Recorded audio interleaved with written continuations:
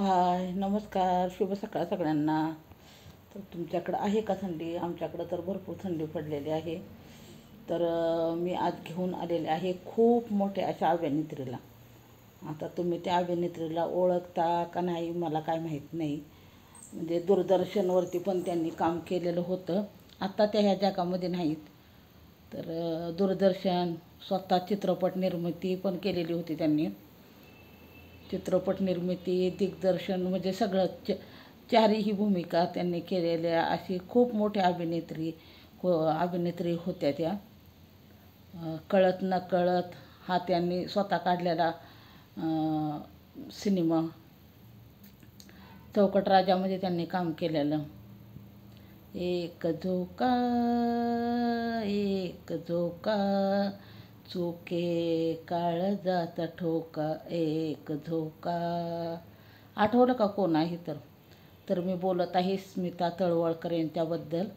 खूप छान अशा अभिनेत्री, म्हणजे सर्वांना आवडतील अशा एकदम म्हणजे ठसकेदार आणि रुबाबदार व्यक्तिमत्व. जसे जेंट्स पण रुबाबदार असतात तसे लेडीजसुद्धा रुबाबदार असतात.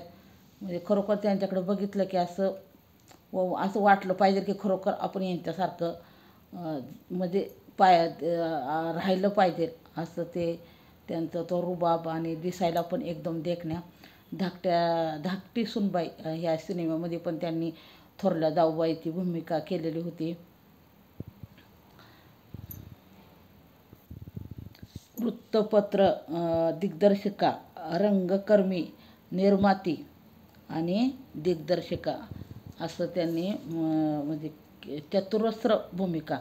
आणि अस्मिता चित्र म्हणून त्यांनी स्वतः काढलेले ते कंपनी, त्याच्याद्वारेच त्यांनी बघा उंच माझा धोका, परत सुवासिनी,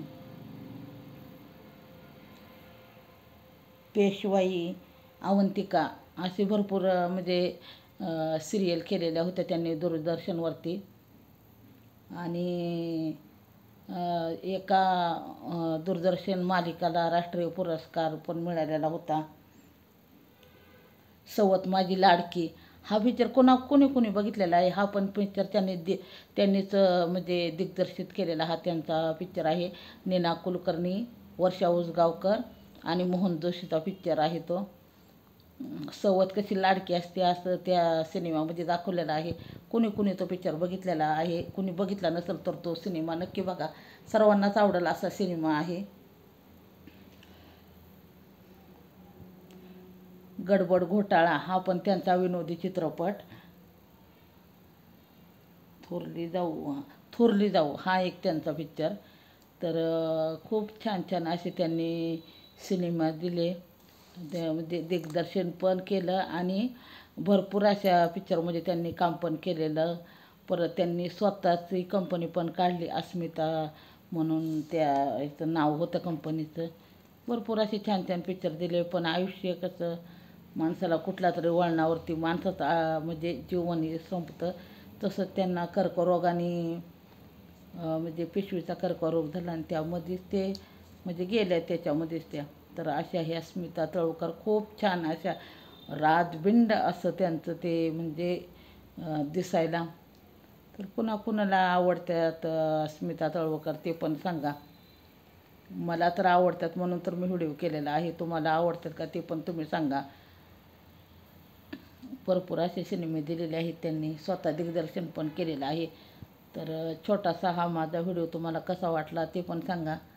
मला जेवढी माहिती होती ती मी सांगितली. चौकट राजामधला तो जो सीन होता लहानपणी, म्हणजे जे दिलीप प्रभावळकर आणि त्या खेळता म्हणजे लहान मुलं खेळतात नाही का तसं उंच ते झोक्यामध्ये खेळता नाही ते पडले. आणि ते आपलं दिलीप प्रभावळकर फक्त उंचीने वाढले, अंगाने वाढले, पण बुद्धी तेवढी लहान मुलासारखीच राहिली. आणि ज्यावेळेस त्या स्मिता तळवळकर त्या नटीचं लग्न झालं आणि त्यांना त्यावेळेस ते गाणं म्हणलं तेव्हा त्याला आठवलं की तिथंच म्हणजे जवळ शेजारी राहत आहेत असा तो सिनेमा आहे. आणि त्यांच्या मुलीला आंघोळ घालत तो म्हणजे गाणं म्हणत असताना मग त्याला आठवलं की ही आपली बालमैत्रीण आहे असं तसं त्याला आठवलं. मग आईला पण ते सुलभा देशपांडे त्याच्यात दिलीप प्रभावळकरची आई दाखवलेली आहे. खूप छान असा पिक्चर आहे चौकट राजा. नक्की तो पण पिक्चर बघा तुम्ही. धाकटी सून पण पिक्चर बघा. मी तर बघितलेलाच आहे, तुम्ही पण बघा. आणि खूप छान असे अभिनेत्री स्मिता तळवकर यांना भावपूर्ण श्रद्धांजली, कारण बरेच वर्ष झाले त्यांना आता जाऊन. आणि मला आठवलं म्हणून मी त्यांच्यावरती हा व्हिडिओ करत आहे. तर तुम्ही पण त्यांचे पिक्चर बघा. तुम्हाला आवडला तर नक्कीच लाईक, कमेंट, सबस्क्राईब करायला विसरू नका माझ्या चॅनलला. आणि माझे व्हिडिओ कसे वाटतात ते पण तुम्ही सांगा. तर चला, बाय बाय सगळ्यांना. भेटू पुन्हा अशाच एका नवीन व्हिडिओमध्ये.